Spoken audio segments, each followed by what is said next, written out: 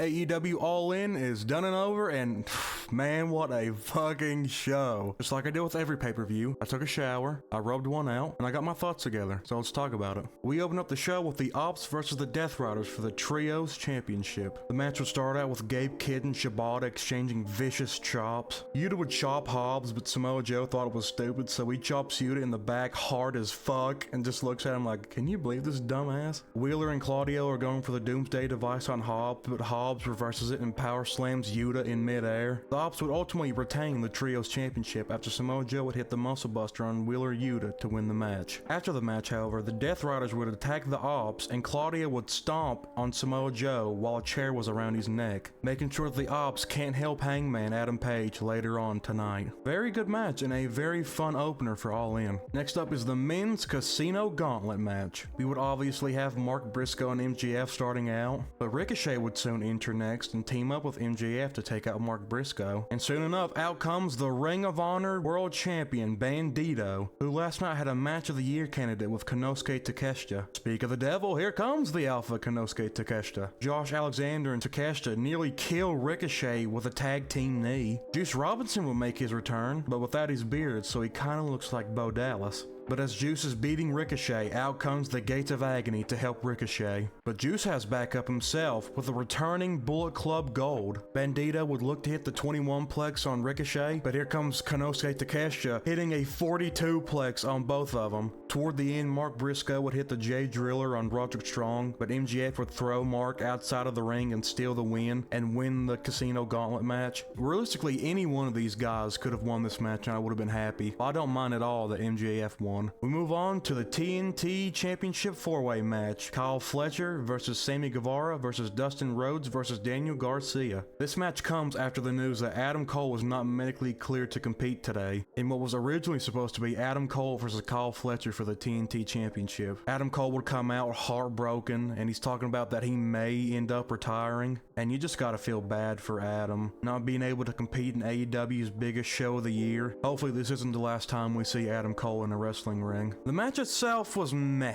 but in a shocking moment, Dustin Rhodes would win the TNT Championship, rolling up Daniel Garcia. In my humble opinion, this was Kyle Fletcher's match to win, and especially after he got his new badass theme song, I thought this was surely Kyle's. But Dustin Rhodes does get his happy moment in his home state of Texas, so I guess I can't be too mad about it. Next up is the Young Bucks versus Will Ospreay and Swerve Strikland. Ospreay would come out to another Assassin's Creed entrance, and I don't know about you, but I think Will likes Assassin's Creed. JoJo Offerman would perform for Swerve Strikland, and it was a great performance, and I just couldn't stop thinking about Bray Wyatt, man. Bray Wyatt should be here right now. Rest in peace. The Bucks would come out on a fucking boat as the Founding Fathers. I mean, you gotta love these stupid bastards. Will and Swerve would hit stereo sky twisters off the top rope. Will and Swerve would hit Styles clashes together on the Young Bucks. Will and Swerve would hit a nasty Swerve Stomp Stormbreaker combo move on one of the Bucks, but the other one would break it up. And unfortunately, Nana would catch a stray and get super kicked on the outside. The Bucks would hit a TK driver onto Swerve on the outside. The Bucks have Will on the ropes just peppering him with super kicks, but Swerve stands in front of him and takes the bullets for Will. Ultimately, in the end, Swerve and Will would win the match with a house call Hidden Blade combo move.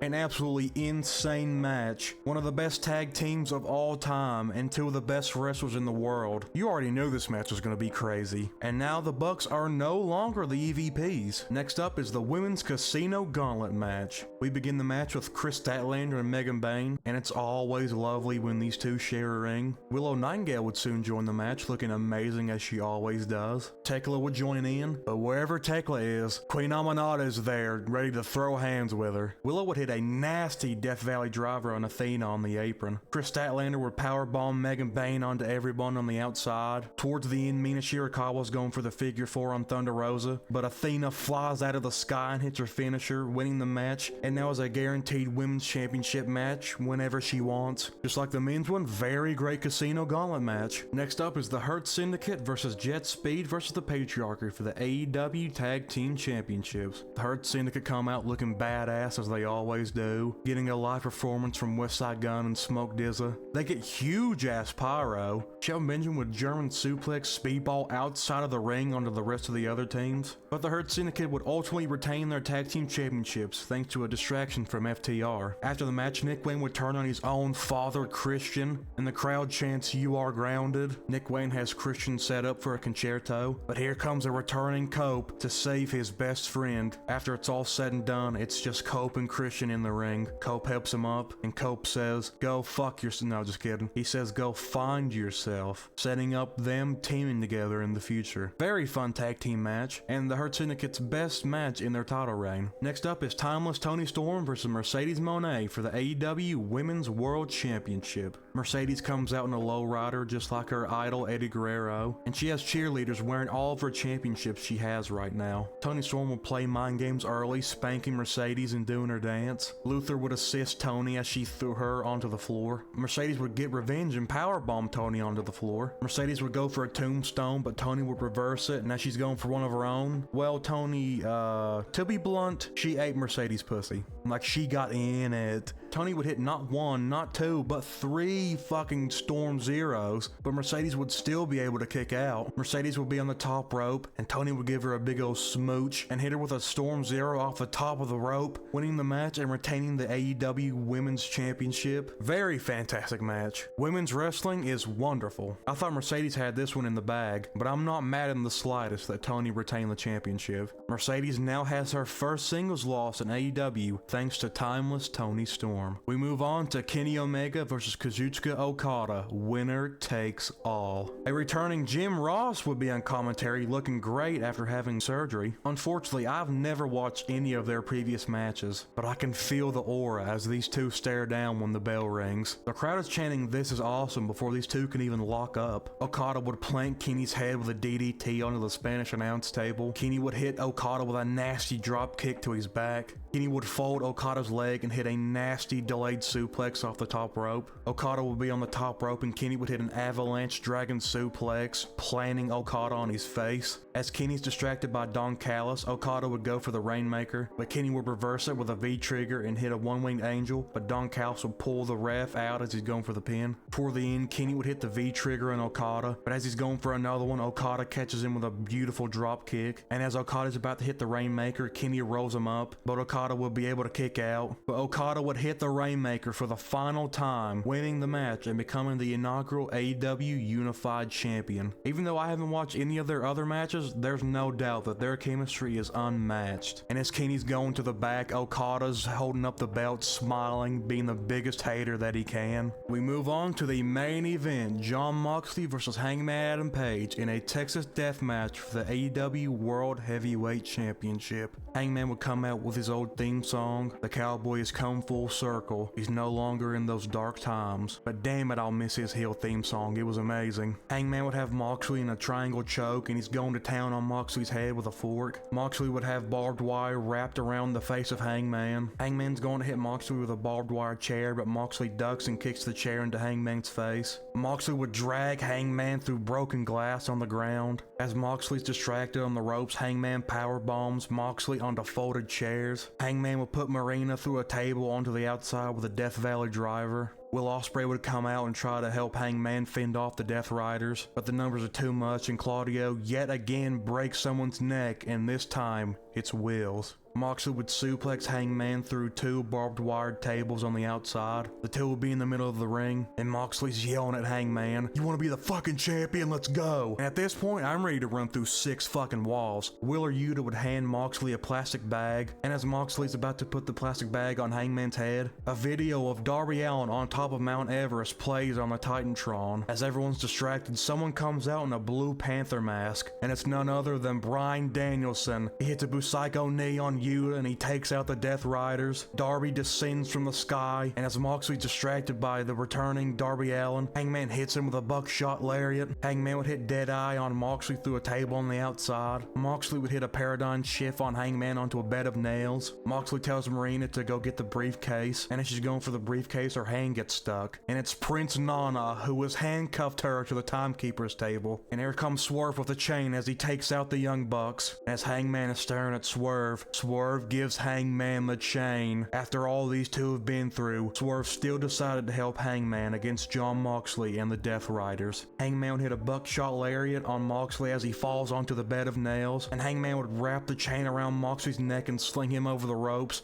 And as Moxley's getting choked out, fear starts to set in. No one's coming to save him, and he has no choice but to tap out. And Hangman Adam Page wins the match and is the new AEW World Heavyweight Champion. Hangman would unlock the briefcase, and as tears fall down Hangman's face, Hangman holds up the AEW World Championship for the first time since October of last year. The title is absolutely beautiful and still has the side plates of Bryan Danielson, the last person to hold it before it went into that wretched briefcase. Moxley and the DeathRiders have finally been defeated. It is a better, more hopeful day in AEW. An absolutely fucking perfect match. And that was All In, and holy shit, it clears fucking WrestleMania. It clears every single fucking pay-per-view WWE has done combined. I don't have a single complaint about anything except for the TNT match. Beautiful wrestling, beautiful moments, and a beautiful end to what was a fucking beautiful pay-per-view. I'm honestly left speechless. After this was over, I was going through the house just yelling cowboy shit. Fuck, I love professional wrestling. But most importantly, I hope you all enjoyed this video. I'll make more silly videos like this in the future, so stop on by when the time comes. But until then, be careful.